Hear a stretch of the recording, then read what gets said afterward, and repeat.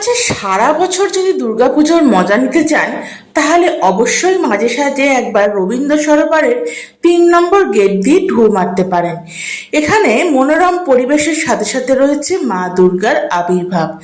সারা বছরই এখানে মা দুর্গাকে দর্শন করা যায়। অর্থাৎ কলকাতা শহরে যেখানে যত নাম করা ঠাকুর, সেগুলো ঠিক করা হয়েছিল যে সেগুলো বিসর্জন না দিয়ে যদি সারা বছরের জন্য ধরে রাখা যায়। বাঙালির একটা আবেগ তো বটেই, মা ফিরে এসেছেন। এইখানে দেখুন, ঢুকে পড়লাম রবীন্দ্র সরোবরের এই 3 নম্বর গেট দিয়ে। এখানে রয়েছে দুর্গা মিউজিয়াম। এটা কিন্তু সারা সপ্তাহ খোলা থাকে, তবে বিকেল 3টের পর। তার আগে এলে কিন্তু আপনি বন্ধ পাবেন। এছাড়াও এখানে কিন্তু রয়েছে বসার জায়গা, সাথে লেকের হাওয়া, এবং যদি আপনি বোটিং করতে চান তারও ব্যবস্থা আছে।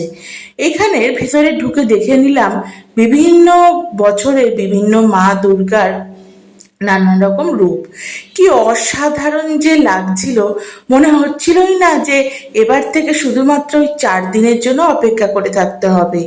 যখনই ইচ্ছে করবে মায়ের কাছে দৌড়ে চলে আসব। আর এখানে কিন্তু একটিও টিকিটের ব্যবস্থা নেই, মানে আপনি বিনামূল্যে মায়ের কাছে আসতে পারেন। এটাই তো নিয়ম, তাই না?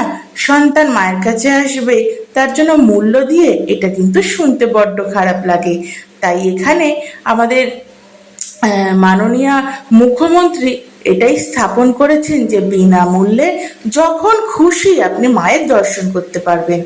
দেখুন ওপরটা কি সুন্দর করে সাজিয়েছে, দেখে কিন্তু চোখ একদম ধাঁধিয়ে যায়। এছাড়াও এই যে বাইরের যে রথটা, সেটাও একটা বেশ সুন্দর কলা মতন করেছে।